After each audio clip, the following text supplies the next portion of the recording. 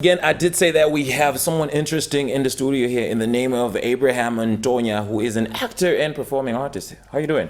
Doing fantastic. Welcome to the show. Thank you. Talk more about the arts industry, the creatives industry. Actually, Yeah. this is fantastic. We don't normally get a lot of actors Right. coming in now and then, but this is fantastic. Maybe you can really open the mindset towards the arts and performing industries. Now, maybe tell us more about your arts. Great. So again, thank you for allowing me to be here at the studio. Well, I started off as a theater actor, and that's what I've been doing since, I guess, for the past 21 years I've been doing theater. And then I started doing film when I moved to the United States about 10 years ago and started getting involved in that. So I enjoy both performing live on stage as well as doing film. I sing and I'm a musician as well. So whenever I get to incorporate those elements of my skills into whatever performance or show, then I do that. And that's why the performing artist aspect kind of covers the other things that I do when incorporating my acting, which is my main thing. Oh, it's fantastic. Yeah. Like, not every day you do get, like, I think you're the best of both worlds. You can sing and you can act. How good is that, guys?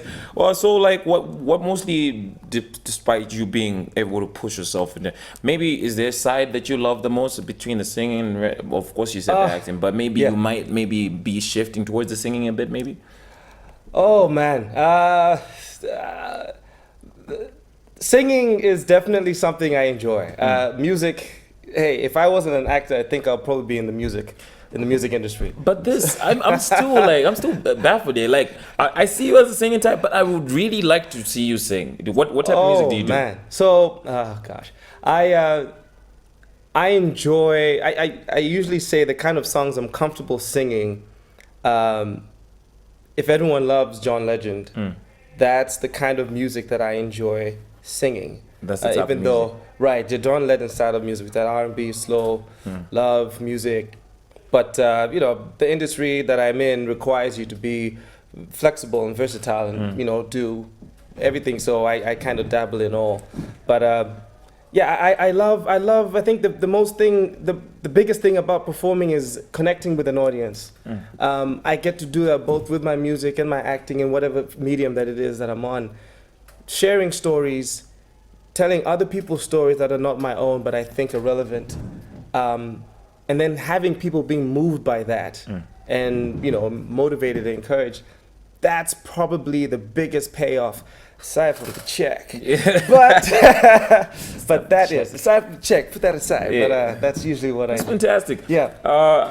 Maybe talking more about, you did mention like few, but when I was having a chat with you before this, you mentioned that you had traveled places. So we were So now let me ask this: how has been the experience like you traveling to all these places? Where would you say that you have grown more? Or how has been the experiences in these type of places where you are doing all these different types of art industry and here in Malawi?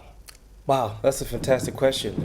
Multi-layered, so I'll try to spare the audience and not dabble too much. Where have I grown more? I think, honestly, probably in grad school. I went to graduate school at the University of Houston in Texas.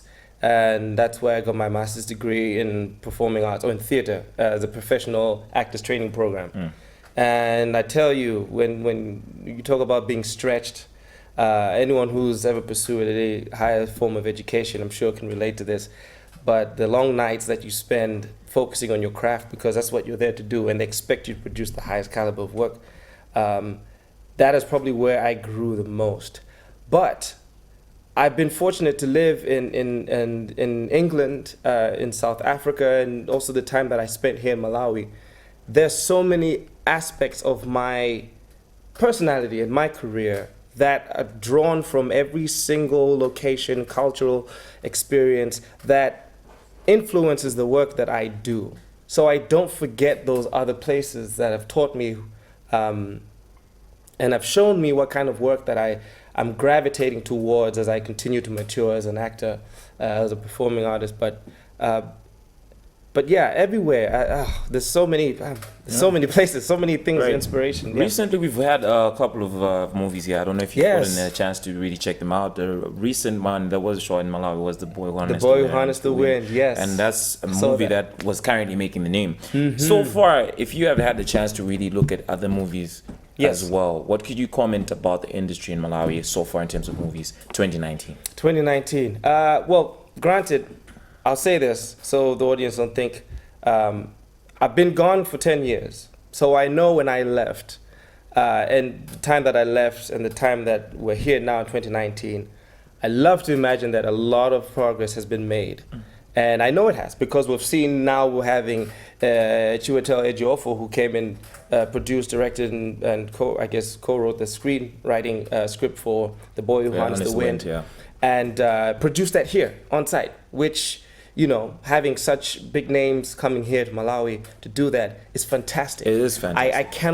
I was so happy when I was in the United States watching that on Netflix and seeing some familiar faces too. Lily Banda, who was somebody, an acquaintance of mine, who was in that, and like, yes, this is what we need.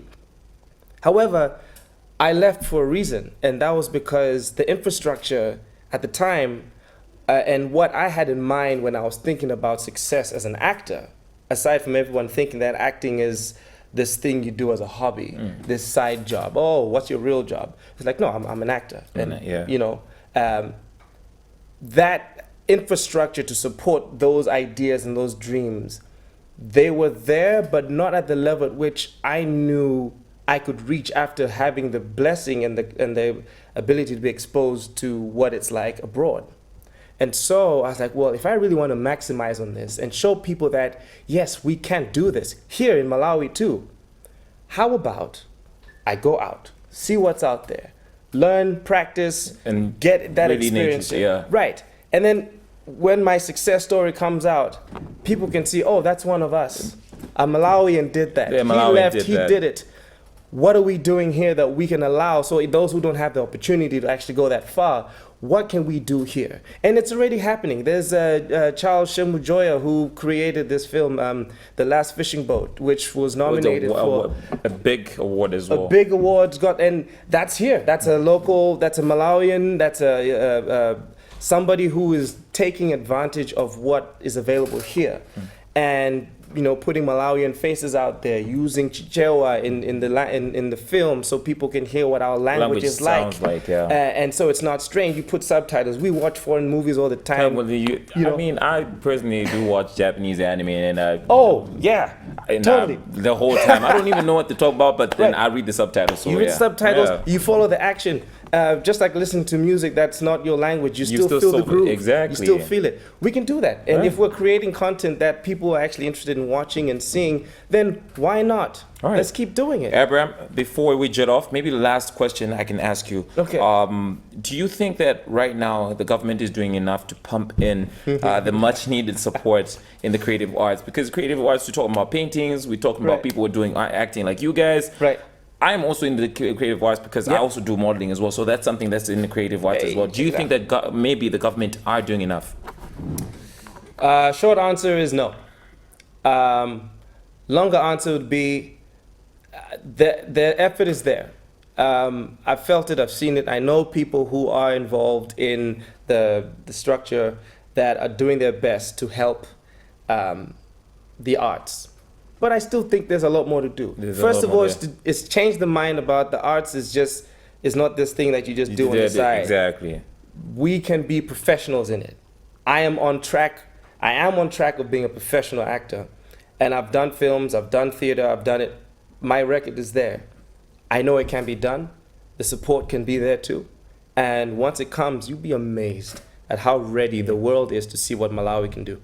And I'm excited that if this conversation gets people going, then let's do it. Let's do it, indeed. All right, Abraham, thank you for coming through. That was very insightful, and I do hope that an actor someone who is in the creative industry has had a chance to watch this, a very fruitful interview, because for me, I feel very overwhelmed and blessed, and I do hope that we catch you again on the flip side and we get a chance to talk to you more. I think people would love to know more of your background and everything else. Absolutely. All right, love to come back. Guys, this is Abraham, and he is an actor and performing artist, so make sure that you will get a chance to see more of him. Bantu and I will just steal him, just to chat with him.